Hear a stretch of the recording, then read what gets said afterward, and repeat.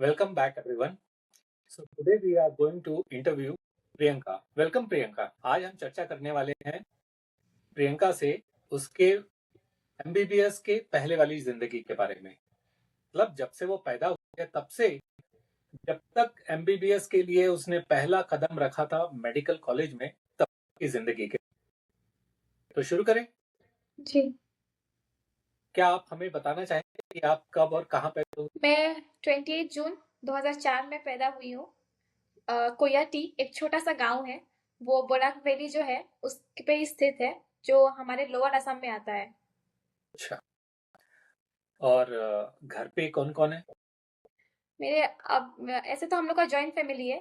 दादाजी, दादी जी, छोटे दादी, छोटे दादा, फिर उनके बच्चे, फिर मेरे खुद की 5 बुआ। हालांकि अभी बुआ शादी नहीं हुआ है, मेरे पापा और मैं। जॉइंट तो फैमिली। आप जिस घर में रहते हैं वहाँ कौन कौन रहता है? अभी तो सर मेरी दादी है, मैं हूँ, मेरी बुआ है, फिर छोटे दादा दादी, चाचा चाची, भाई बहन है। मगर हालांकि आपने तो कहा था कि आपके पिताजी अकेले भाई है. मतलब मेरे छोटे दादा दादी के बेटा। ओके. हमारा जॉइंट फैमिली है। ओके. तो वो चाचा जी है, मतलब मेरे पापा से वो छोटे हैं। और मेरे दादाजी, जो मेरे अपने दादाजी थे, उनका 1 साल पहले ही देहांत हो गया है। आपके पिताजी क्या काम करते हैं? सर पापा तो मतलब हम लोग का तो जो गांव है वो एक बागान है, टी स्टेट। तो मेरे ओके. पापा पहले टी स्टेट में काम करते थे। फिर मेरे मम्मी पापा का डाइवोर्स हुआ और उसके बाद पापा अभी बेंगलोर में रहते हैं। उन्होंने अभी दूसरी शादी कर ली है। अच्छा. और आप? मेरी एक बुआ है, मतलब मेरी 5 बुआएँ हैं, तो उनमें से मेरी एक बुआ है, वो गवर्नमेंट टीचर है। और मेरी बुआ ने अपने परिवार वालों के लिए शादी नहीं की, तो मैं अभी बुआ के साथ ही रहती हूँ।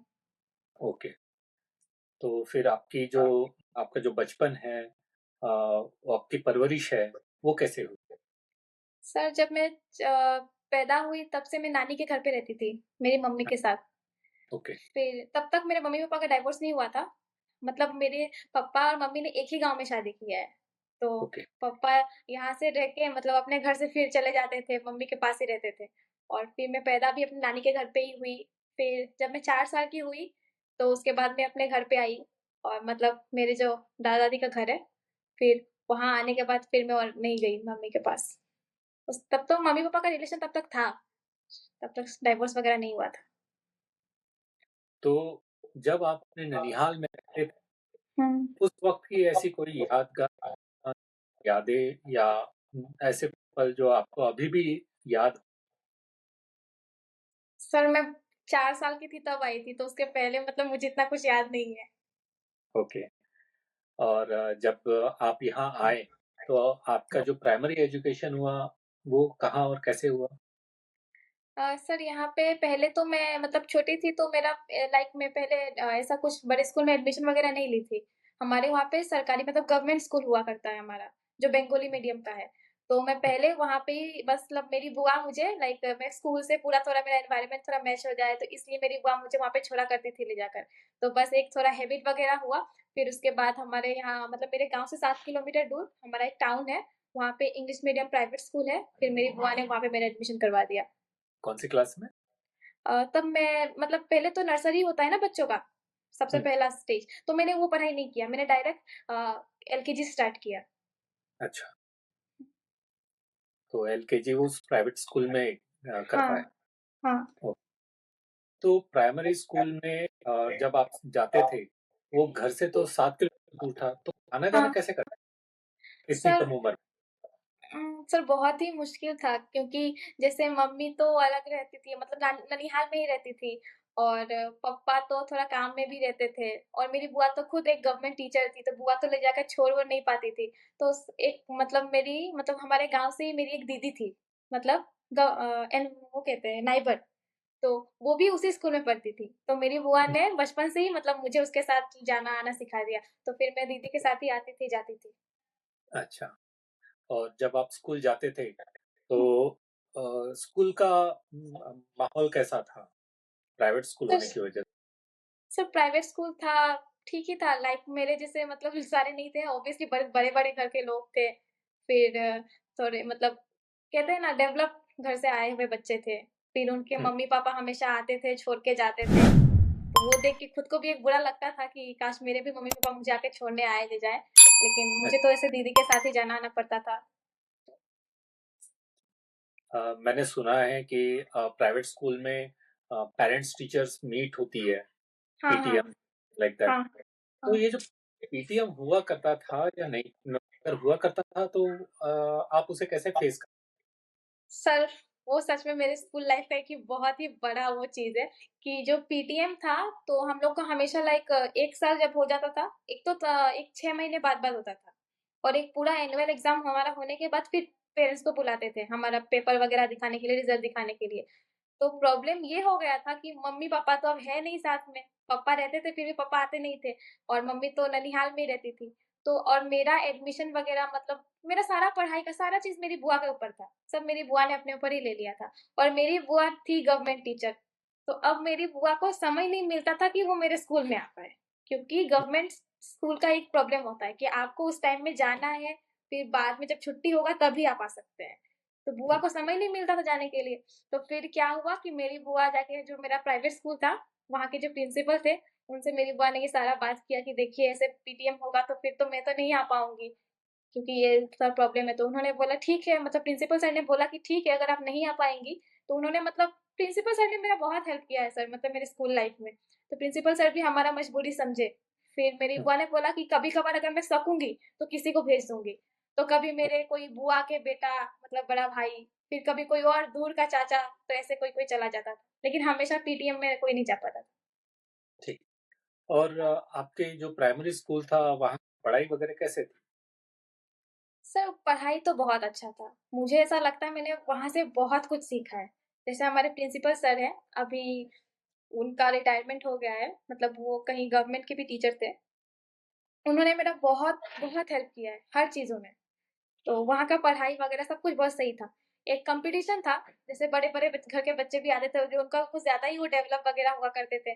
तो उनके साथ तो एक तो कॉम्पिटिशन था ही, लेकिन हाँ, हालाँकि मतलब वहाँ का स्कूल का सारा चीज़ें मेरा बहुत सही गया। बहुत बार हर बाहर-बाहर चीज़ों में सिलेक्शन हुआ है, जैसे national national children science Congress एक होता है हमारे पूरे इंडिया में, तो उस तक मैं स्टेट लेवल तक आई हूँ। फिर उसी स्कूल से क्योंकि वहाँ से 10th तक था, तो मैंने 8th से स्टार्ट किया था सारे कॉम्पिटिशन में पार्टिसिपेट करना, वही प्रिंसिपल सर ने मुझसे करवाया था।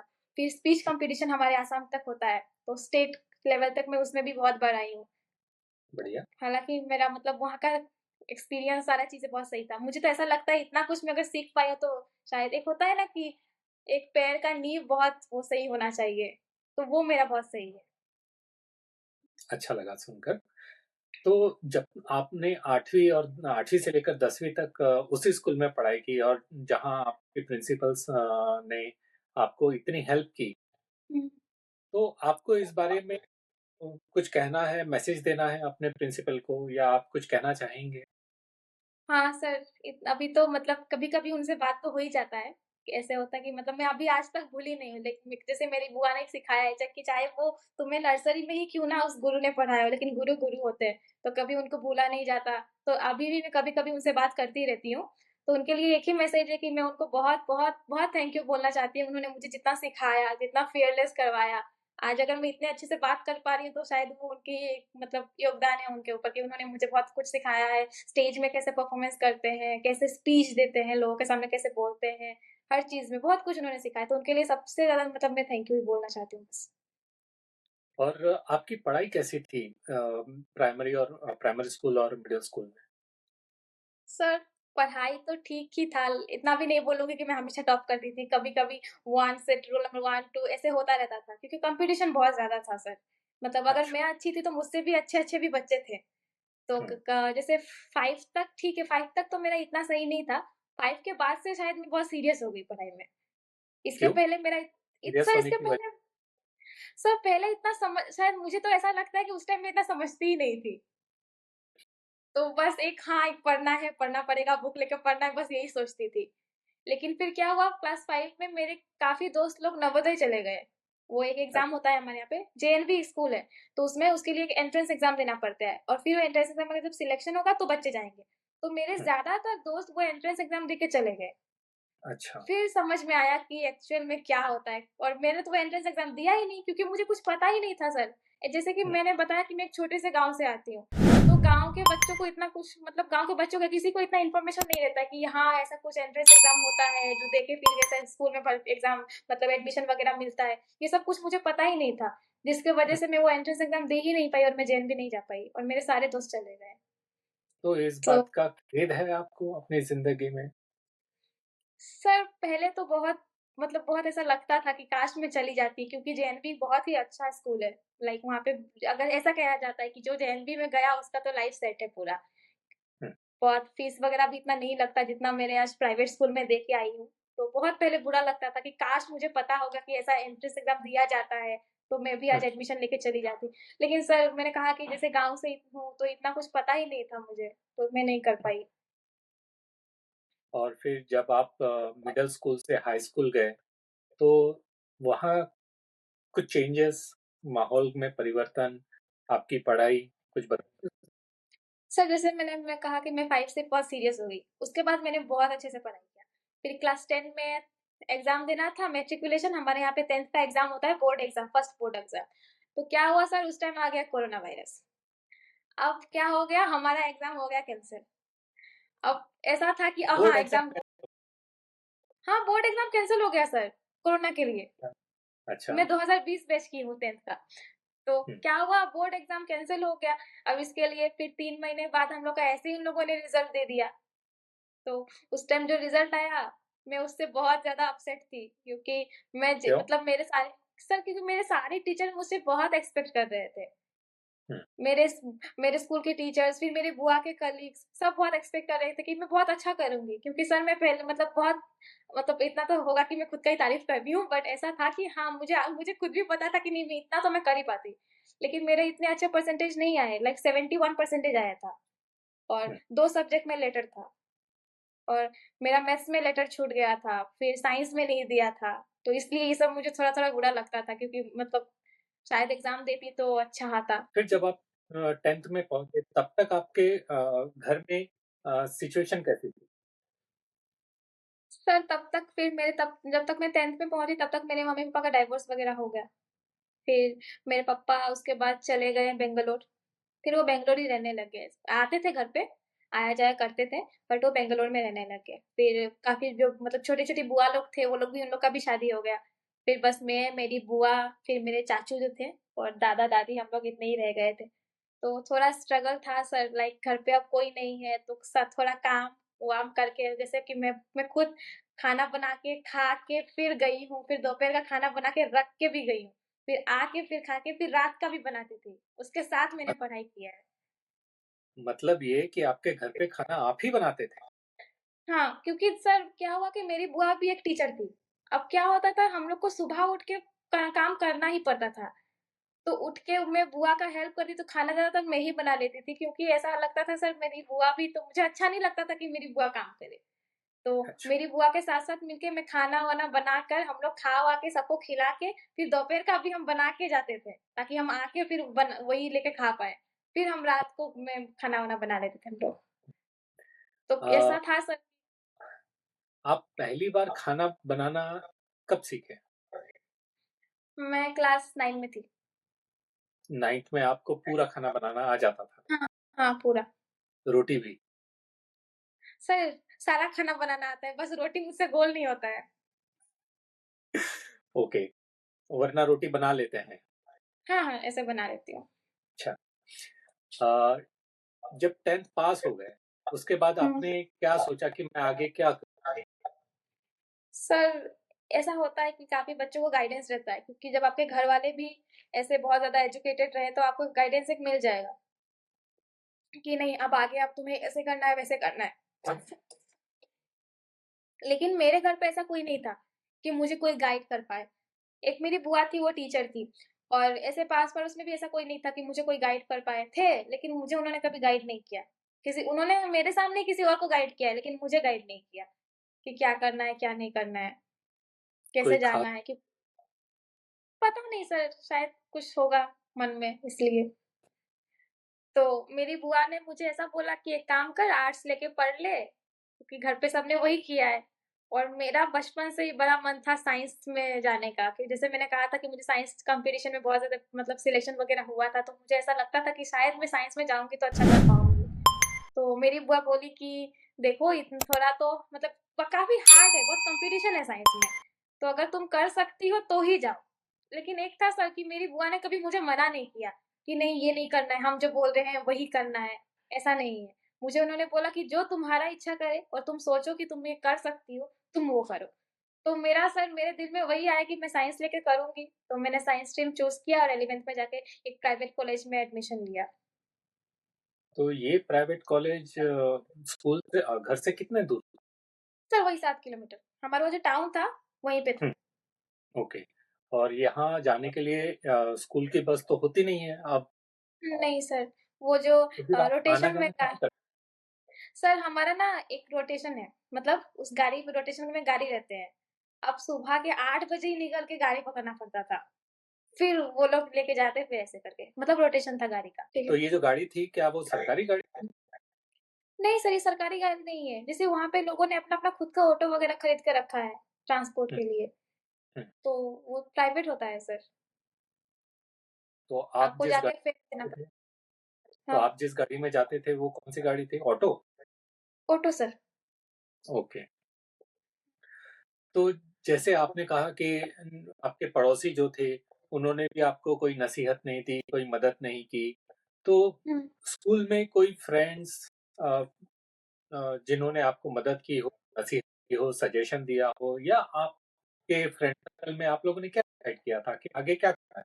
ऐसा कुछ? सर जब मैं क्लास 10th में थी, तो मेरी एक बेस्ट फ्रेंड हुआ करती थी। तो उसका था सर कि उसका था कि उसको साइंस नहीं लेना है। उसने इतना कह दिया था कि मैं कॉमर्स लेके करने वाली हूँ, मेरे को बैंकिंग वगैरह करना है तो मैं ऐसे करूँगी। और सर मेरा तो मन था कि नहीं मैं साइंस लेके ही करूँगी। फिर जो प्रिंसिपल सर थे उन्होंने भी मुझे इस चीज़ में सपोर्ट किया कि ठीक है अगर तुम साइंस लेके करना चाहती हो तो अच्छी बात है तुम करो। और उन्होंने मेरी बेस्ट फ्रेंड को भी कहा था कि तू भी ले ले साइंस, तुम भी यही करो। लेकिन वो नहीं मानी, उसको थोड़ा डर लगता था शायद साइंस से, तो उसने बोला कि नहीं वो नहीं करेगी। फिर सर मतलब वो मेरा ही एक था, मेरा ही दिमाग में आया कि नहीं मेरे को लेना है, फिर मैं घर पे बोली। फिर मेरे घर मेरी बुआ ने मतलब मेरी बुआ का एक चीज़ है, वो हर चीज़ अपने कलीग से डिस्कस करती है क्योंकि मेरी बुआ का भी तो डिसीज़न लेने के लिए कोई तो चाहिए ताकि उसको कोई सपोर्ट करे। तो वो अपने कलीग से डिसाइड क मतलब बातें-वातें करके फिर उन्होंने भी कहा कि अगर वो चाहती है ये करना तो उसको वही वाला करने दो। अगर वो सोच हुँ, रही है कर सकती है तो करने दो। तो मैंने घर पे बताया फिर मेरी बुआ ने जाके वो एडमिशन करवा दिया मुझे। नया कॉलेज, नई जगह, नए दोस्त भी बने, हाँ सर। कुछ बताएँगे? सर, वो 11 और 12 जो मेरे लाइफ़ का ये जो 2 साल था, वो मुझे लगता है वो मेरा बेस्ट ईयर था क्योंकि इतने अच्छे दोस्त मिले वहाँ पे, इतने अच्छे टीचर्स मिले कि उनके साथ मैं बहुत घुली। मुझे पहले बहुत डर लगा था कि कॉलेज है, पता नहीं क्या होगा, सीनियर्स भी रहेंगे, कैसे करूँगी सारी चीज़ें, समझ में नहीं आ रहा था। फिर वहाँ पे गई तो पहली बार कॉम्पिटिशन बहुत ज़्यादा लगा मुझे, क्योंकि स्कूल में मुझे इतना कॉम्पिटिशन नहीं लगता था। लेकिन यहाँ पे मुझे बहुत कॉम्पिटिशन फ़ील हुआ, फिर नए-नए दोस्त मिले पहले तो किसी के साथ दोस्ती नहीं हुआ, पहले तो सर एक चीज़ है मेरे बारे में कि कोई इंसान मुझे अगर पहली बार देखता है तो उसको लगता है मैं बहुत रूड हूँ, मेरा बहुत एटीट्यूड है, मैं किसी से बात नहीं करूँगी। ऐसे मतलब मेरे दोस्तों ने भी मुझे ये बताया कि पहले तो तुझे देख के हमने यही सोचा था। लेकिन बाद में उनके साथ ही मेरा इतना अच्छा बॉन्डिंग हो गया कि मैं ह फिर हम लोग एक साथ सब कुछ खाना-पीना, आना-जाना सब हमारा एक साथ। तो वहाँ पे बहुत अच्छे-अच्छे दोस्त बने। जो टीचर्स थे वहाँ के उन्होंने मुझे बहुत सपोर्ट किया, बहुत। मतलब एक काइंड का मैं उनकी फेवरेट स्टूडेंट बन चुकी थी वहाँ पे। पढ़ाई उस टाइम की ऐसा है कि हमारे वहाँ पे कोई कोचिंग इंस्टीट्यूट नहीं था। जैसे आजकल के बच्चे क्या होते हैं 8 से ही कोचिंग इंस्टीट्यूट पकड़ लेते हैं। कोई-कोई हुँ, तो 6 से भी पकड़ लेता है। लेकिन मैं जिस जगह से हूँ या जिस टाउन से भी मैंने किया है, वहाँ पे भी ऐसा कोई कोचिंग इंस्टीट्यूट नहीं था। हाँ, अभी खुल रहे हैं। अभी थोड़ा-थोड़ा डेवलप हो रहा है तभी खुल रहा है, लेकिन उस टाइम ऐसा कुछ भी नहीं था। प्राइवेट ट्यूशन्स बस थे, वो भी टीचर्स अच्छे नहीं मिलते थे वहाँ पे।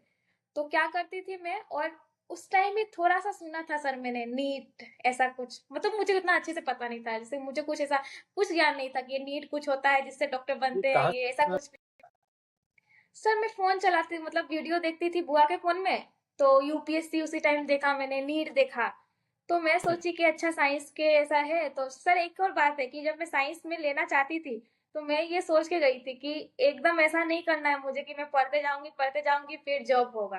मुझे एक डिटरमाइन वे चाहिए कि मैं एक बार ये पढ़ूँगी, फिर इससे मेरे को जॉब करना है, क्योंकि मैं अपनी बुआ के ऊपर इतना डिपेंडेंट नहीं रह सकती हूँ। मेरी बुआ भी मुझे कितना वो करेंगी। मैं अपनी बुआ को सपोर्ट करने के लिए मैं इतना चाहती थी कि मैं जल्द से जल्द मेरा बस हो जाए। तो साइंस लेके एक होता है ना, मतलब बचपन मतलब ऐसे मैंने सर्च किया था कि साइंस लेके पढ़ के फिर क्या बन सकते हैं, क्या दे सकते हैं। तो मैंने उसी टाइम वो नीट सुना था सर। तो क्या करती थी, अब देखा था कि वीडियो में देखती थी कि नीट के लिए लोग तो बहुत बड़े-बड़े कोचिंग लेते हैं। अब मुझे तो इतना पता नहीं है और हमारे वहाँ पे कोई इंस्टीट्यूट भी नहीं है कोचिंग का।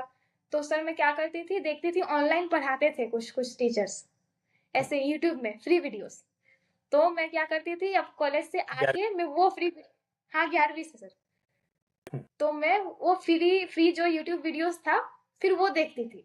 फिर वो देख देख के मैं करती थी। फिर मैंने काफ़ी ऐसे पढ़ाई किया। फिर जब तक मैं थोड़ा मतलब 11वीं के बाद थोड़ा गई, फिर मैं थोड़ा लीनिएंट हो गई, फिर मैंने छोड़ा, सोचा कि अरे 12 के बाद देंगे तो ठीक है। थोड़ा मतलब फिर वो दोस्तों के साथ आके सर मैं थोड़ा कुछ ज़्यादा ही भूल गई इस बारे में। तो मैंने थोड़ा पढ़ाई को लीनिएंटली ले लिया। ऐसे 11वीं-12वीं मेरा अच्छा हुआ, लेकिन हाँ, वो नीट वाला चीज़ मैं थोड़ा भूल गई। कि मुझे देना है। पहले-पहले मैं बहुत सीरियस थी, लेकिन उसके बाद मैं थोड़ा उन लोग के साथ थोड़ा कुछ मैं होता है ना दोस्तों के साथ कुछ ज़्यादा ही चिल-विल करने लग गई, फिर भूल गई थी तो मैं थोड़ा। वो आपके वो दोस्त अभी कहाँ हैं, जिनके अभी साथ तो आप चिल सर कर एक रहे अभी सर अभी एक तो नीट का तैयारी कर रहा है हैं अभी और भी? 2, हाँ, अभी भी कर रहा है और 2-3 है जो वो कर रहे हैं, पैरामेडिकल कर रहे हैं, जैसे एक्स-रे वगैरह का जो होता है ना पैरामेडिकल वो कर रहे हैं और एक है वो अभी बीएससी कर रही है अच्छा। और मैं तो यहाँ। आप अभी भी कांटेक्ट में हैं, बात करते हाँ हैं? सर है। हाँ, करते हैं। सर बोलते हैं, डाँटते हैं मेरे को, ऐसे बोलते हैं कि तू तो हमारे ग्रुप से ऐसे निकल के ही देख हम कहाँ हैं। तो जब आपने 12वीं की परीक्षा दी, तो हुँ। उस परीक्षा में आपका परफॉर्मेंस कैसा रहा? सर परफॉर्मेंस जैसे मैं उस टाइम भी मेरे टीचर्स मुझसे बहुत एक्सपेक्ट करने लग गए थे। मेरे बीट मेरे इंग्लिश के टीचर्स, बायोलॉजी के टीचर्स, फिज़िक्स के टीचर्स सारे मुझसे बहुत एक्सपेक्ट कर रहे थे। फिर 12वीं का एग्ज़ाम दिया मैंने, देने के बाद मेरा उसका रिज़ल्ट भी अच्छा हुआ। हमारे स्टेट में क्या होता है असम में कि जो बच्चे अच्छे रिज़ल्ट लाते हैं, उनको एक स्कूटी मिलता है, लड़कों अच्छा। को भी और लड़कियों को भी। जिनके परसेंटेज अच्छे हुआ करते हैं। तो मुझे मिला स्कूटी, मेरे गाँव में शायद थर्ड थर्ड टीम है जिसने मतलब स्कूटी लाया था। उसके पहले कुछ सीनियर्स ने लाए थे और मैं जिस पर्टिकुलर जिस लेन से वर्क करती हूँ वहाँ पे मैंने फर्स्ट टाइम मैंने ही लाया अपने गाँव पे। तो इस पर बुआ की क्या प्रतिक्रिया थी? सर मतलब मेरी बुआ तो बहुत खुश हो गई थी। जैसे मेरी बुआ लोग तो पहले से भी मतलब वो भी मुझसे बहुत ही एक्सपेक्ट करते थे, उनके कलीग्स भी। तो उन्होंने भी मतलब वो लोग बहुत ही खुश हो गए थे और उनको ऐसा लगता था कि प्रियंका तो ये कर लेगी। उनको मतलब इतना मेरे ऊपर विश्वास था। तो मेरी बुआ बहुत खुश थी, बहुत ज़्यादा ही खुश थी। फिर मेरी बुआ सोचे कि जब मैं मतलब मेरी बुआ आज भी यही बात बोलती है कि चलो मैंने किसी के ऊपर अगर वो पैसा लगाया है तो वो मेरा पैसा आज काम कर रहा है। ऐसा नहीं कि मैंने किसी के ऊपर भी फेंक दिया तो नहीं हुआ है। तो जैसे मेरी मतलब मेरे बुआ के जो स्कूल के कलीग्स हैं, उन्होंने भी मेरा बहुत मदद किया है, बहुत मदद, हर चीज़ में। मतलब आज मैं अगर यहाँ पे हूँ तो मुझे ऐसा लगता है कि उनका भी बहुत ज़्यादा योगदान है, मेरी बुआ के जो कलीग्स हैं उनके। वो लोग भी बहुत खुश थे। और बाकी घर वालों की? बाकी घरवाले भी बहुत खुश थे सर। जब आपने 12वीं की परीक्षा उत्तीर्ण की, हुँ, उसी वक़्त क्या आपने नीट भी? हुँ। नहीं सर मैंने नीट नहीं दिया। तो फिर नीट के बारे में आपको पहले पता नहीं था क्या? सर पता था, उस टाइम मैंने सीयूईटी दे दिया। यूनिवर्सिटी का एक एग्ज़ाम होता है हमारे यहाँ पे सीयूईटी, अ, हमारे यहाँ पे इंडिया में ही होता है सीयूईटी। तो मैंने वो एग्ज़ाम दे दिया और उसमें मेरा सिलेक्शन हो गया तेजपुर यूनिवर्सिटी में।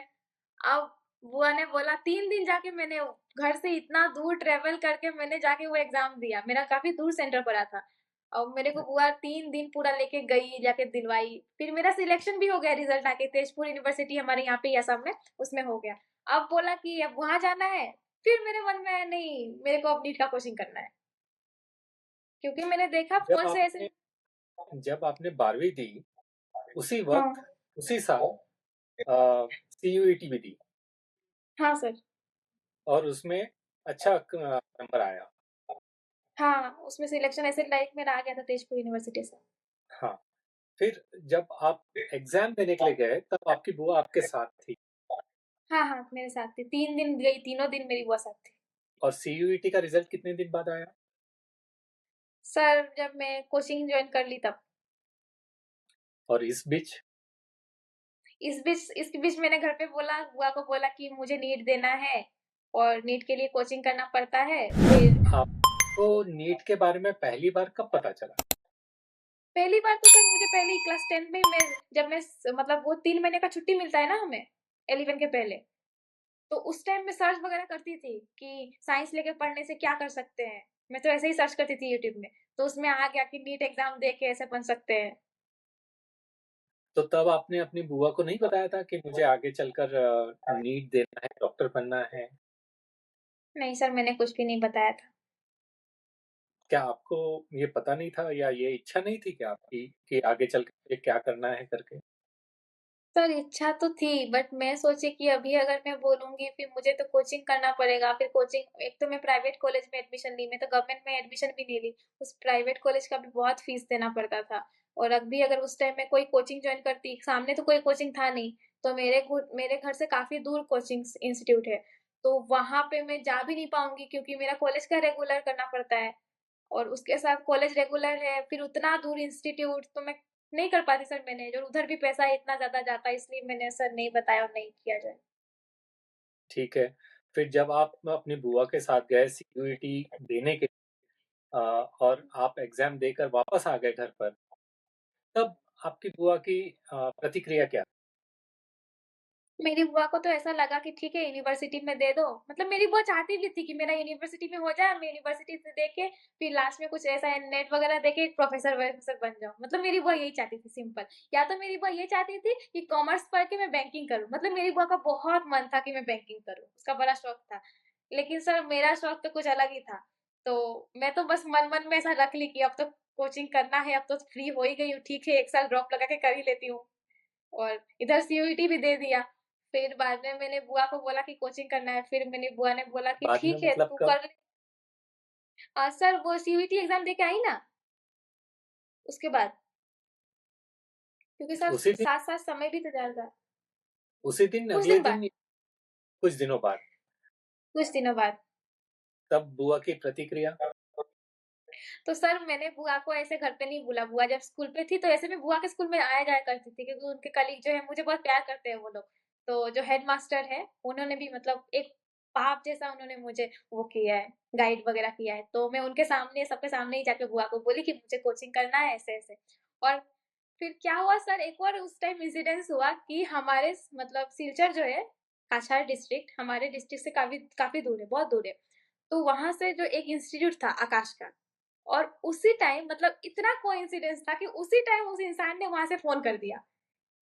सर पता नहीं कैसे नंबर मिल जाता है उन लोग को, शायद वो लोग जो बोर्ड में पास करते हैं, उन लोग का नंबर वो लोग कैसे-कैसे कर लेते हैं हायर वगैरह वो तो। फिर उन्होंने फ़ोन कर दिया, तो उन्होंने बोला कि ये प्रियंका भी इनका घर बोल रहे हैं, तो क्या हम आकाश इंस्टीट्यूट से बात कर रहे हैं, अगर आप चाहें तो यहाँ पे कोचिंग करवा सकते हैं नीट के लिए। तो भगवान का भी एक वो था, मैं क्या बोलूँ, मतलब उसी टाइम फ़ोन आता है, फिर मैंने भी बोल दिया कि हाँ, मुझे कोचिंग पकड़ लेना है ऐसे-ऐसे। फिर मेरी बुआ ने बोला ठीक है कोचिंग तो तू ले लेगी, लेकिन देख तू कर सकती है या नहीं तू पहले सोच ले। अगर तू सकती है तो तू कर। मेरी बुआ काफ़ी डर रही थी सर, क्योंकि उसने देखा था कि मेरे ही एक चाचू ने भी मतलब साइंस लेके पढ़ाई किया, वो उस टाइम पे ग्रेजुएशन करके बस ऐसे ही थे, मतलब उनका भी ऐसा कोई गवर्नमेंट हुआ नहीं था। तो बुआ काफ़ी डरी हुई थी कि देख कर पाएगी क्या होगा अपने लाइफ में। फिर मेरी बुआ को ऐसा लगता है फिर मेरी बुआ के बाद मेरा कोई नहीं है, तो इसलिए बुआ चाहती थी कि मैं कुछ भी पूरा करके सेटल हो जाऊँ। तो फिर वहाँ के जो बुआ के कलीग्स वगैरह थे, उन्होंने मेरी बुआ को समझाया कि नहीं-नहीं इसको करने दो, अगर वो चाहती है तो करने दो, हम तो साथ में हैं ना, क्या चाहिए और? हम तो हेल्प करेंगे ही सब कुछ। तो फिर वही मेरे बुआ के जो कलीग्स थे, हेडमास्टर वहाँ के, बुआ के स्कूल के, और भी जो कलीग है, वो लोग सब मिल के गए आकाश इंस्टीट्यूट में बुआ को लेके, और चलिए, उन्होंने ही जाके एडमिशन करवा दिया। तो फीस में कोई बाधा नहीं आई? सर आई ना उसमें तो, लाइक मैं तो 1 साल का जॉइन की, तो मुझे 1 लाख के ऊपर पैसा लगा। तो अब तो हम हैं सर मिडिल क्लास के, इतने पैसे तो है नहीं तिजोरी में कि निकालो जाके दे दो। क्या करना पड़ा, मेरी बुआ को लोन लेना पड़ा मेरे लिए। और उसके पहले भी मेरी बुआ लोन ले चुकी थी, काफ़ी कुछ में, घरवालों के लिए। घर पे बुआ लोग का शादी करवाया था बुआ ने, तो उनके लिए लोन लिया था। उसके पहले के कुछ कर्ज़ वग़ैरह था, उसके लिए मेरी बुआ ने ली लोन, मतलब लोन लिया था। तो अभी फिर से मेरी बुआ ने वापस जाके लोन लिया, मेरे लिए बस। तो उस टाइम सर बहुत ही क्या बोलूँ अंदर से बहुत ही एक वो फ़ील हो रहा था कि आज मेरी बुआ ने फिर से मेरे लिए इतना कुछ वो कर दिया, फिर से लोन ले लिया। अगर मैं नहीं कर पाई तो पता नहीं मैं क्या करूँगी? उस टाइम काफ़ी डर था दिल में, तो बुआ ने लोन लिया फिर वहीं से जाके एडमिशन हुआ। तो जब आपने एडमिशन तो कर लिया 1 लाख का लोन लेकर, एडमिशन लेने के हुँ। बाद फिर आप कचार गए? कार में ही हॉस्टल में रहते थे? सर क्या हुआ उसके बाद अब यही सोचने में आ गया कि किसके साथ रहेंगी और क्या करूँगी? तो एक बात हुआ कि पीजी में दे देते हैं, पीजी तो रहता है। तो फिर मेरी बुआ ने बोला कि ऐसे पीजी में रहेगी कब सर मैं तो कभी घर से बाहर निकली ही नहीं थी, ऐसे अकेले कभी रही नहीं थी। तो मेरी बुआ को वो नहीं अच्छा लगा कि मैं पीजी में अकेले रहूँ ऐसे। तो मेरी बुआ ने क्या किया मेरे इंस्टीट्यूट से ही थोड़े दूर बाद मतलब घर मैंने रेंट में लिया तो वहाँ पे फिर मैं रहने लगी। अब एक और बात था कि इसके साथ कौन रहेगा? क्योंकि अकेले तो रह नहीं सकती सर। लड़का होती तो एक अलग बात थी, हूँ तो लड़की ही चाहे कितना भी हो जाए, कितना भी दुनिया मॉडर्न क्यों ना हो जाए, हूँ तो लड़की तो अपना तो खुद सँभल के रहना है।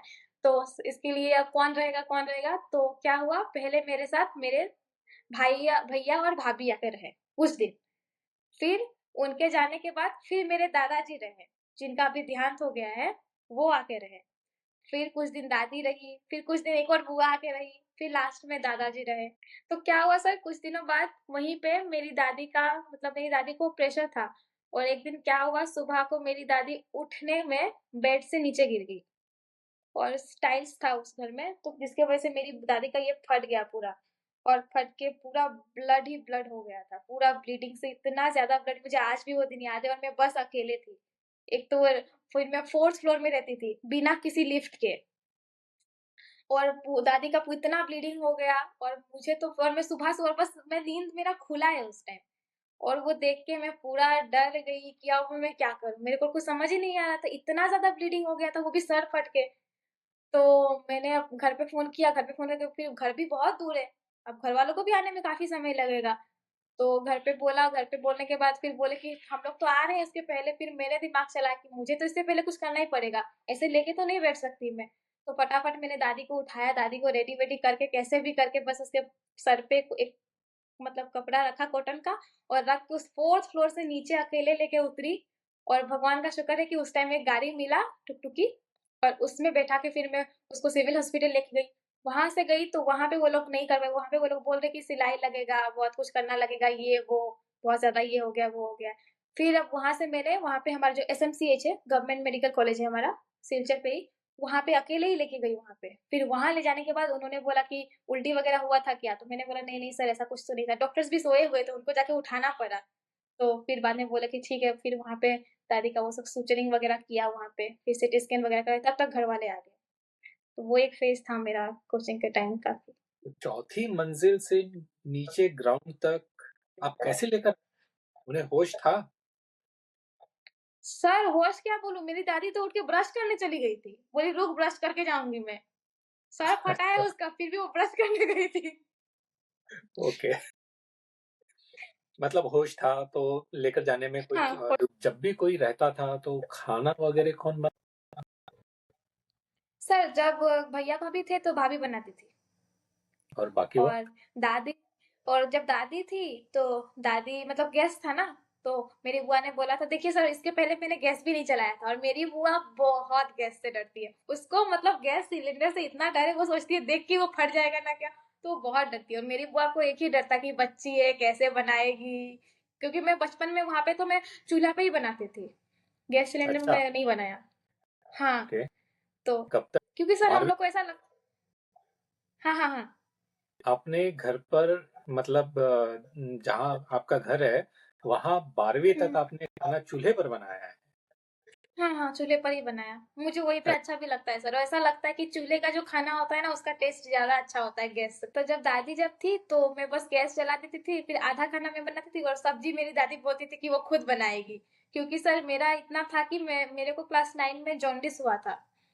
तो उसके बाद से मैं थोड़ा कम मसाला-वसाला खाने लग गई थी। तो घर पे भी खाना जब बनाती थी तो बहुत कम मसाला वगैरह देकर बनाती थी। तो मैं थोड़ा कम हूँ तो मेरी वो दादी को थोड़ा चटपटा खाना ऐसा पसंद है। तो वो बोलती थी एक काम कर तू बस गैस जला दे मैं अपना सब्ज़ी बना लूँगी। तो वो बस दादी बनाती थी। फिर जब दादू रहते थे तो उस टाइम मैं खुद बनाती थी। उस टाइम तो मैं बना के कोचिंग जाती थी फिर आके बनाती थी। तो आप खाना बनाते थे, कोचिंग जाते थे और फिर वापस आते थे, फिर खाना बनाते थे, फिर आप लोग खाना खाते थे हाँ, और ऐसे ही आपने कोचिंग भी किया। हाँ। काबिले तारीफ है। फिर आपका जो कोचिंग था, वहाँ की पढ़ाई कैसी थी? वहाँ का माहौल कैसा था? और वहाँ जब आप कोचिंग ले रहे थे और कंपटीशन, प्रेशर कैसे मैनेज किया? सर, वहाँ पे कॉम्पिटिशन काफ़ी हाई था जैसे क्योंकि मेरे साथ जो पढ़ते थे, मैं तो आरएन बैच मतलब ड्रॉपर बैच में थी। तो वहाँ पे पहले ही बच्चे थे जो पहले भी मतलब कोचिंग करके ही पढ़ रहे थे और उनको काफ़ी कुछ नॉलेज था पहले से ही। तो ऐसा सर लगता था कि शायद मैं काफ़ी पीछे चल रही हूँ, मतलब ऐसा बहुत बार फ़ील हुआ करता था। क्योंकि उनको मुझसे ज़्यादा आता था क्योंकि वो पहले भी कोचिंग-वोचिंग करके आए थे। फिर बाद में सर काफ़ी 5 महीने जैसा तो मेरा इतना अच्छा स्कोर वगैरह नहीं आता था। बहुत कम स्कोर आता था मेरा, मैं नहीं कर पाती थी। फिर उसके बाद से मुझे मतलब मेरी बुआ आई एक बार, फिर वो कोचिंग इंस्टीट्यूट में गई वहाँ पे। फिर बुआ के पास उन लोगों ने सब कुछ दिखाया मार्क्स वगैरह। फिर वहाँ पे एक टीचर थे ज़ूलॉजी के, उन्होंने काफ़ी समझाया कि देखो प्रियंका तुम ऐसे-ऐसे करके करो, तुम्हारा क्या प्रॉब्लम है बताओ। तो सब कुछ बताई, फिर उन्होंने समझा, उसके बाद से मेरा थोड़ा नंबर वगैरह सही आने लग गया। जब आप वहाँ पढ़ रहे थे, कोचिंग हुँ। ले रहे थे, उस समय के आपकी कौन-कौन सी बातें हैं या जीवन के सबक जो सीखे आपने वहाँ रहकर, वो आपके अभी भी काम आ रहे हैं? लोगों को पहचानना बहुत ज़रूरी है। मेरा एक बहुत ही खराब कमज़ोरी है सर कि मैं लोगों को बहुत जल्दी अपना मान लेती हूँ। अगर आज मैं किसी को अपना दोस्त बोलूँगी तो एक ही दिन में मैं उसको इतना दोस्त मान लूँगी कि उसके लिए कुछ भी करने के लिए तैयार, उसको जो माँगे वो कर दो उसके लिए, ऐसा मेरा था। तो उस चीज़ के लिए मतलब मैंने काफ़ी दोस्ती में मतलब अप्स एंड डाउन देखे मेरा। फिर वहाँ पे रह के सीखी कि नहीं कितने लोग चालाक होते हैं, बाहर का दुनिया कैसा है, कितने चालाक लोग होते हैं, उस वहाँ पे पता चला। और इतना सर अकेले चलना तो सीख गई थी सर। अकेले चलना तो काफ़ी दिन से मतलब 9-10 से मैं अकेले चलना सीख गई थी कि अकेले कैसे चलना है ये मुझे आता था। तो वहाँ पे मैं अकेले चल लेती थी लेकिन हाँ, पहले-पहले 2-3 दोस्त बना बैठी थी।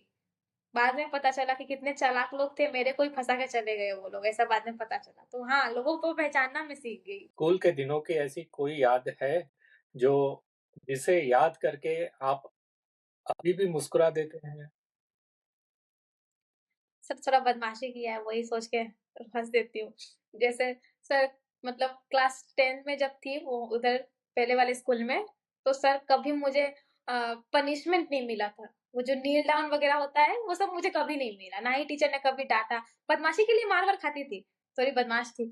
तो स्कूल में तो मैं एक बार क्या हुआ था क्लास 10 में थी, तो मैंने सर को बोला सर देखिए ना अब तो मैंने हम लोग जाने ही वाले हैं। अभी तक आपने हमें एक पनिशमेंट नहीं दिया सर ये तो बहुत एकदम अच्छी बात नहीं है। तो सर ने बोला इतना क्या तुम लोग को करना है? सर उस टाइम जानबूझ के ऐसा बदमाशी किया कि सर को देना ही पड़ा नील डाउन करवाना ही पड़ा और वो किया। कहीं ऐसा तो नहीं कि सर को कमरे में बंद कर दिया हो? नहीं, ऐसा कुछ नहीं किया था, थोड़ा तोड़-फोड़ कर दिया था बस। बस। तो सर बस सर ने उसी के लिए फिर एक बार 11 क्लास 12 में थी तब, तो वहाँ पे भी सर मतलब टीचर्स बहुत प्यार करते थे। तो कुछ तो करना चाहिए क्योंकि अब तो जा रहे हैं, ऐसा तो मेमोरी बनाना चाहिए, ऐसा तो मेरा था और मुझे थोड़ा मतलब वो ऐसा एक्सपीरियंस करना अच्छा लगता था। तो सर हमारे यहाँ पे ना एक मतलब क्या बोलूँ बम टाइप होता है, जो ऐसे मारने से फट जाता है और दिवाली का टाइम था सर, तो दिवाली में खत्म हुआ था और मैं बैग में भर के लेके आई थी और सर क्लास करवा रहे थे और मैंने क्लास के बीच ही फोड़ दिया उसको। तो जब आपने अच्छे खासे मार्क रहे, आपके मार्क्स ठीक-ठाक थे, तब आपके मन में क्या आया कि क्या करना चाहिए अब? क्या आपको किसी की नसीहत मिली? सर नहीं मिला था उस टाइम भी और उस टाइम सर मेरे साथ एक और वो हो गया कि मेरा एग्ज़ाम देने के मतलब मैंने कहा ना मेरे दादाजी मेरे साथ रहते थे। अब वहाँ से मेरे दादाजी थोड़ा बीमार होने लग गए थे। उनका पैर वग़ैरह स्वेलिंग वग़ैरह करने लग गया था। तो उसके बाद दादाजी को भेज दिया गया और फिर मैंने वो रेंट का घर छोड़ के फिर मैं एक बुआ के घर रहने लग गई। फिर काफ़ी दूर मुझे ट्रैवल करके आना पड़ता था कोचिंग के लिए उस टाइम, 4 महीने। तो उस टाइम दादाजी घर पे और दादाजी बहुत बीमार हो गए, मतलब बहुत ज़्यादा ही बीमार हो गए। तो उनको लाइक फिर खाना-वाना नहीं खा पाते थे, फिर नाक में वो पाइप घुसा कर ऐसे खाना उनको खिलाना पड़ता था, इतने बीमार हो गए वो। तो बाद में उस टाइम काफ़ी घर में प्रॉब्लम चल रहा था क्योंकि दादाजी की तबीयत ठीक नहीं था। तो उस टाइम क्या हुआ था कि एग्ज़ाम देने के मेरे मैं एग्ज़ाम देने गई तो उस टाइम मेरे दादाजी पूरे सीरियस कंडीशन में थे, पूरे। तो उनका मतलब उस टाइम फिर मेरा रिज़ल्ट आने के मतलब मेरा एग्ज़ाम देने के कुछ महीने बाद नहीं, कुछ महीने बाद नहीं, एग्ज़ाम देने के 1 महीने बाद ही मेरे दादाजी का डेथ हो गया। मतलब मेरे मेरे दादाजी का श्राद्ध है और उसके 2 दिन पहले नीट का रिज़ल्ट आया। नीट का रिजल्ट देखकर बुआ की क्या प्रतिक्रिया थी? सर, बुआ को लगा कि मतलब मेरा मार्क्स थोड़ा लो था सर, तो यही सोचा हम लोगों ने पता नहीं होगा या नहीं होगा, इतना वो है और फिर हमारे नीट में तो थोड़ा स्कैम भी चला था। इतने लोगों को 720 आ गया था। काफ़ी अच्छा-अच्छा मार्क्स आए थे सबके। तो इससे काफ़ी डर हो गया था कि पता नहीं मिलेगा या नहीं मिलेगा, क्या होगा?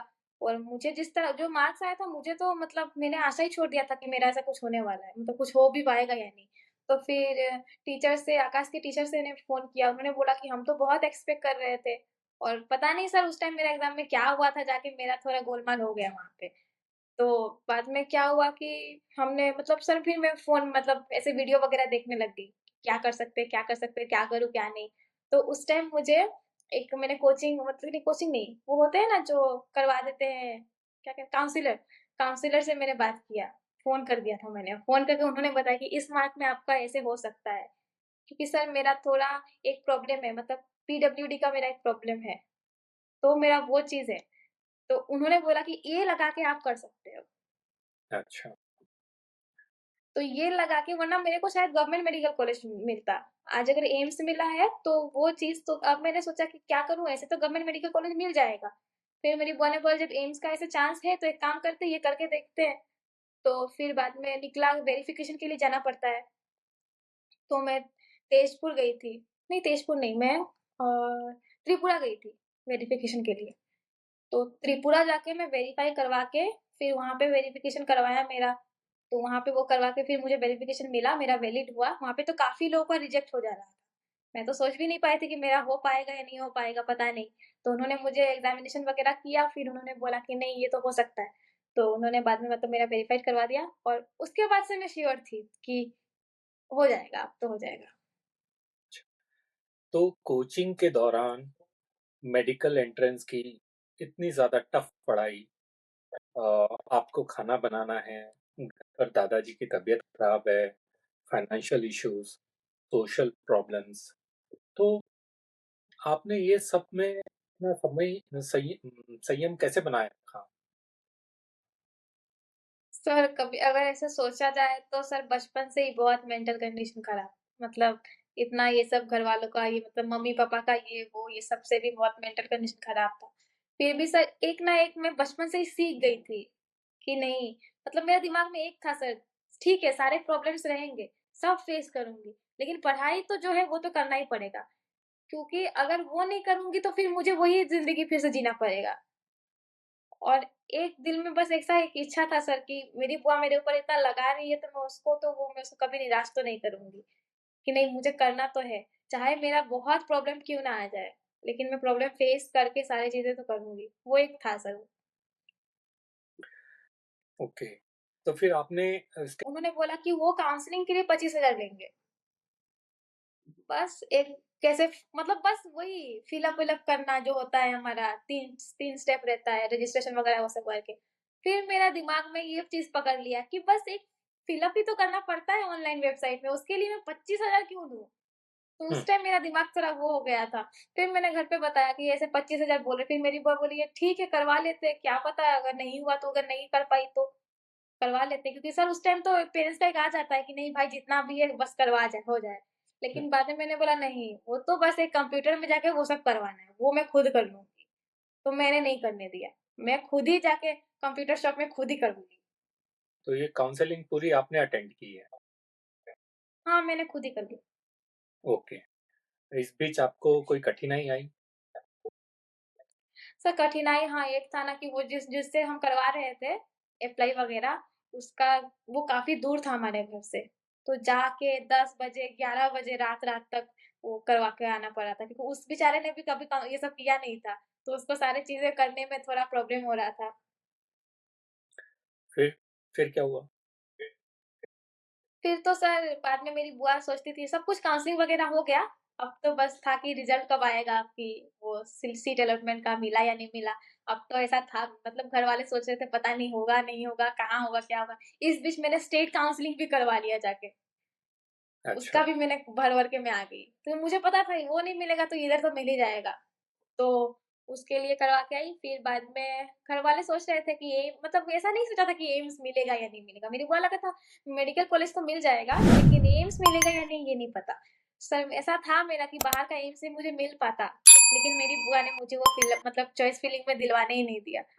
उसी टाइम एक घटना हो गया था हमारे यहाँ पे इंडिया में, वो जो आरजी कर वाला, अच्छा। एक लड़की का रेप वगैरह हुआ था हम्म। डॉक्टर का। तो मेरी बुआ उस चीज से बहुत डर गई थी कि अकेले जाएगी, क्या होगा क्या नहीं। इसलिए मेरी बुआ ने, सोचिए सर, वो ऑल इंडिया काउंसलिंग में भी मेरी बुआ ने सारे स्टेट की भरवा दिए थे मुझसे। अच्छा। तो मैंने ऑल इंडिया काउंसलिंग से भी सारे स्टेट, मतलब मैंने स्टेट के बाहर कुछ भरा ही नहीं। तो तो बस जब वेट था कि रिजल्ट आए। तो जब एम्स का रिजल्ट आया तो क्या देखा आपने? सर उस टाइम का रिजल्ट तो बड़ा ही एक स्टोरी था। जैसे कि मैं उस टाइम खाना खा रही थी, मतलब पूजा वगैरह करके मैं खाना खाने बैठी थी। बस एक निवाला लेने ही वाली थी, फिर देखा कि वो एक आ गया है रिजल्ट। तो मैंने बोला कि इतना जल्दी आ गया, अभी तो आने का बात ही नहीं था। इस टाइम एक रफ वो लोग निकाल देते हैं कि अगर किसी का नाम वगैरह में किसी में गलती है तो वो चेंज करवा सकते हैं। तो उस प्रोविजन। टाइम में खाना खा, हाँ, तो मैं खाई नहीं, मतलब लेके ही फिर मैंने रख दिया, फिर निकाल के देखने लग गई। अब क्या हुआ, नाम से तो आया नहीं है, हम लोग का जो नीट का रोल रहता है उससे आया और रैंक से आया। फिर मैं अब बार-बार मिला रही हूँ, अब मुझे तो एम दिख गया, एम्स गुवाहाटी है ऐसे दिख गया। अब मुझे ऐसा मुझे लग रहा था कि नहीं-नहीं एक बार कन्फर्म कर लेती हूँ जाके, पता नहीं मेरा है या नहीं है। तो जाके वही खाना-वाना छोड़ के जाके निकाली, फाइल से निकाल के अपना रोल नंबर से सब कुछ मिलाया, जाके देखो नहीं-नहीं मिल तो रहा है। 3-4 बार मिलाई हूँ खुद, फिर जाके बुआ को बोली। फिर बुआ ने बोला पहले तू अच्छे से मिला के देख कि तेरा ही है या नहीं है। फिर उस टाइम फिर से मेरी बुआ ने क्रॉस चेक वगैरह करवाया, फिर देखा कि नहीं है, तब तब शांति मिल गया सर। फिर सबको फ़ोन करके बताया, पापा-वापा को फ़ोन करके बताया, फिर मेरी बुआ कलीग्स को बताया। फिर उसके बाद मेरी बुआ ने उसी टाइम मेरे को भेज दिया टाउन में कि जा सबके लिए ये लेके आ। फिर हमारे घर में एक है सर, मेरी बुआ सबको बाँटती है। जो उसके मतलब कभी काम नहीं आए उनको भी बाँटेगी वो। तो बुआ के कलीग्स के लिए वो स्कूल के लिए आया, फिर मेरे हमारे एक पंडित जी हैं उनके घर के लिए आया, और काफ़ी घर वालों मतलब कुछ नेबर्स के हैं, उनके घर वालों के लिए आया। तो सबको सबके लिए मिठाई वगैरह लेके आई थी। मैं खुद ही जाके लेके आई, फिर सबको जाके दिया, सबके घर पे जाके आशीर्वाद वगैरह लिया। तो छात्र काल खत्म करने के बाद से लेकर ये जो मेडिकल कॉलेज में एडमिशन लेते तक का जो सफर रहा, इसके बारे में हुँ। आपकी क्या राय? सर यही बोलूँगी कि प्रॉब्लम बहुत सारे आएँगे, और सर पीठ पीछे लोग बहुत कुछ बोलेंगे कि इससे ये नहीं होगा, ये तो अपने घर वालों का बस पैसा उड़ा रही है, ये कर रही है, वो कर रही है। जैसे मेरे बारे में ही बहुत लोगों ने ऐसे बोला कि इसकी बुआ फालतू में इसके पीछे पैसा उड़ा रही है, कुछ होने वाला नहीं है। तो सर अगर एक एक बात है कि अगर आप कुछ अच्छा करेंगे ना, तो इंसान वो आपका अच्छाई उतना नहीं देखेगा। लेकिन आपने अगर एक गलती किया है, तो उस एक गलती के लिए पूरे दुनिया वाले बोलने लग जाएँगे, नहीं ये एक गलती तो किया है, लेकिन उस इंसान ने इतने जो अच्छाई काम किया है, वो कोई नहीं देखने वाला। तो मेरा किसी एक गलती को लेके मतलब मेरे बारे में इतना बोला गया था कि मतलब मेरी बुआ तो बस चुप थी। मेरी बुआ ने बस एक ही बात बोला था कि देख, ऐसे लोगों को ना मुँह से जवाब नहीं देते हैं। ऐसा कर कि उनको ऐसे ही जवाब लग जाए। तो कुछ बोलना नहीं पड़ेगा, ऐसे ही उनको जवाब मिलेगा। तो बहुत लोग बहुत कुछ बोलेंगे, लेकिन आपको बस उस फेस करना पड़ता है सारी चीज़ें। तो मैं जो अपकमिंग स्टूडेंट्स हैं, तो उनके लिए भी मैं यही बोलना चाहूँगी कि लोग तो बहुत कुछ बोलेंगे, लेकिन सारे प्रॉब्लम को फेस करके अपना ही वो देखें और अपने परिवार वालों के बारे में बस सोचें। मान के चलिए अगर आप आज डॉक्टर नहीं होते तो कुछ हुँ। एक पर्याय होता आपके दिमाग में? सर जब मेरा मैं सच-सच बता देती हूँ, जब मैं मतलब मतलब मेरा रिज़ल्ट आ गया था, उस टाइम पे मुझे ऐसा लगा था कि पता नहीं हुआ होगा या सिलेक्शन नहीं होगा, लेकिन मैं ऐसे बैठी तो नहीं रहूँगी। तो उस टाइम मैं क्या की सर, जाके हमारे मतलब पास में ही, थोड़ा मेरे घर से दूर ही है, एक कॉलेज में मैंने एडमिशन जाके ले लिया था बीएससी नर्सिंग के लिए। नर्सिंग के लिए बीएससी के लिए जस्ट। और फिर सोचा था बीएससी करते जाऊँगी और इधर नीट वापस दूँगी, ऐसा सोचा था मैंने। लेकिन सर करना तो यही था कि मैं ऐसा कुछ करूँगी कि मैं लोगों का हेल्प कर पाऊँ।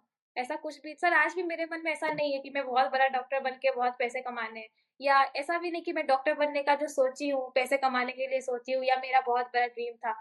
सर, जैसे मैंने बोला कि मैं एक गाँव से हूँ, तो वहाँ पे मैंने चीज़ें देखा है, हर चीज़ नहीं मिलता है सर। मैं नहीं चाहती कि बाकी लोग को भी ऐसा ही प्रॉब्लम हो। काफ़ी लोग के घर पे मतलब जो बीमारी रहते हैं ऐसे ही मर जाते हैं, क्योंकि वो नहीं अप्रोच कर पाते हैं। इतना दूर है हम लोग का मेडिकल कि लोग इतना दूर जा ही नहीं पाते, किसी के पास तो भाड़ा भी नहीं रहता है सर कि वो गाड़ी में भाड़ा करके जाएँ। तो मैं चाहती हूँ कि मतलब मेरा तो पहला गोल यही है कि पहले मैं जब बन के निकलूँगी तो अपने गाँव गाँव में ही एक हॉस्पिटल बनाऊँगी जिससे मैं कम ही पैसे में सबका इलाज कर पाऊँ। तो वही मेरा बस एक इच्छा था, इसलिए ही मैं डॉक्टर बनने का वो सोची। अगर आप अपने खुद से मिल पाते, जो मेडिकल एंट्रेंस की तैयारी कर रहा है, उससे हुँ। मिलकर आप क्या यही बोलती कि काफ़ी टाइम था सर जब मैं लोगों के बारे में सोच-सोच के उस टाइम में ही सोचने लग जाती थी, लोग ऐसे बोल रहे हैं मेरे बारे में, वैसे बोल रहे हैं और सच में ऐसे बोले हैं मेरे बारे में।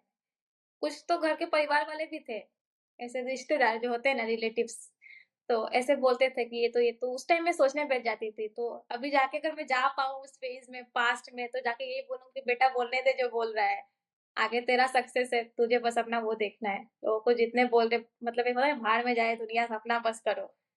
बोलने वाले तो बहुत ही रहेंगे, बस अपना देखो, अपना दिमाग में जो आ रहा है तुम्हारे लिए बस अपने पेरेंट्स के बारे में सोचिए, जो तुम्हारे लिए सोच रहा है, उसके बारे में सोच के बस आगे बढ़ें। बाकी दुनिया जो बोल रहा है बोलने दो और मुझे आज भी मेरे सर यही है कि मेरे बारे में दुनिया वाले क्या सोचते हैं, क्या बोलते हैं, मुझे फ़र्क नहीं पड़ता।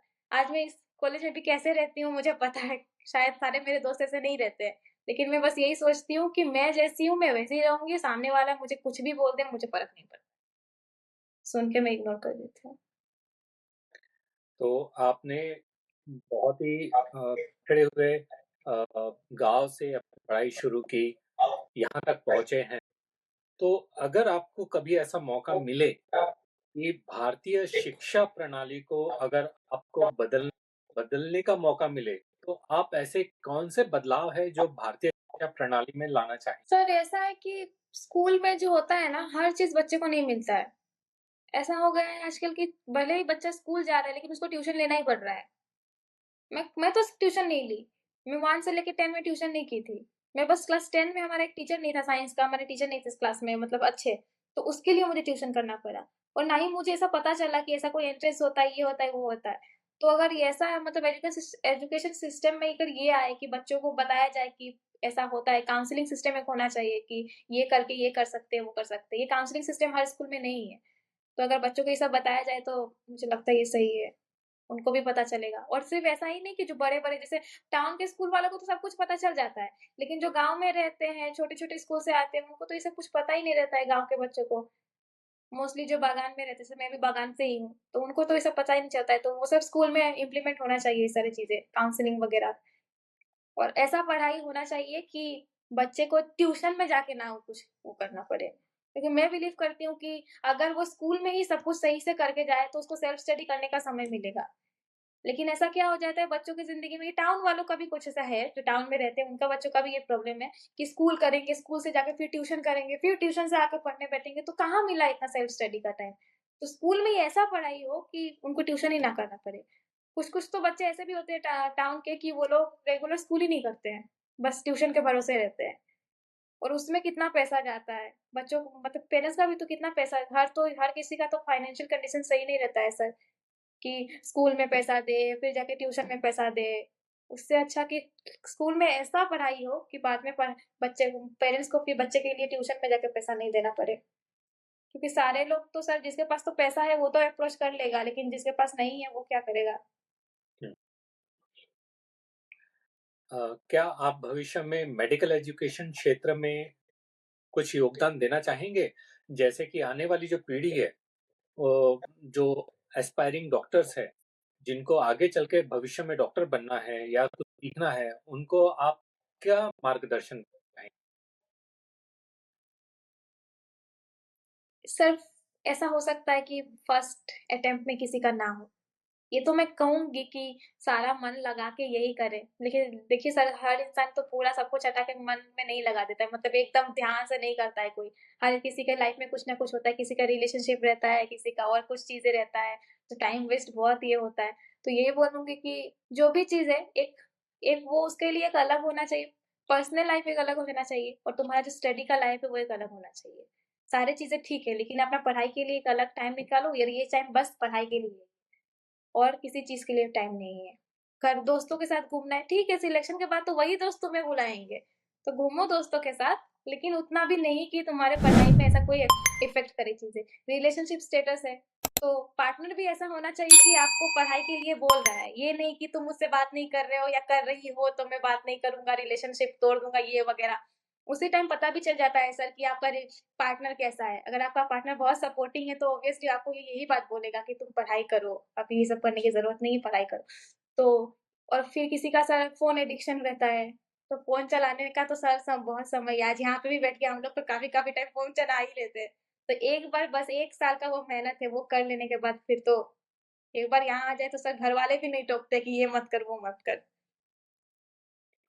वाक़ई में ये काफ़ी सराहनात्मक और प्रोत्साहन देने वाली शब्द हैं। उम्मीद करता हूँ कि हमारे श्रोता आप आपकी इस वीडियो से बहुत कुछ सीखेंगे और आपकी इन बातों पर अमल करते हुए अब मार्ग दिशा तय करेंगे। इसके बाद मुलाकात होगी आपके अगले एपिसोड में, जहाँ हम लोग चर्चा करेंगे आपके एमबीबीएस ड्यूरेशन के बारे में। तब तक के लिए ठीक है जय सर। हिंद।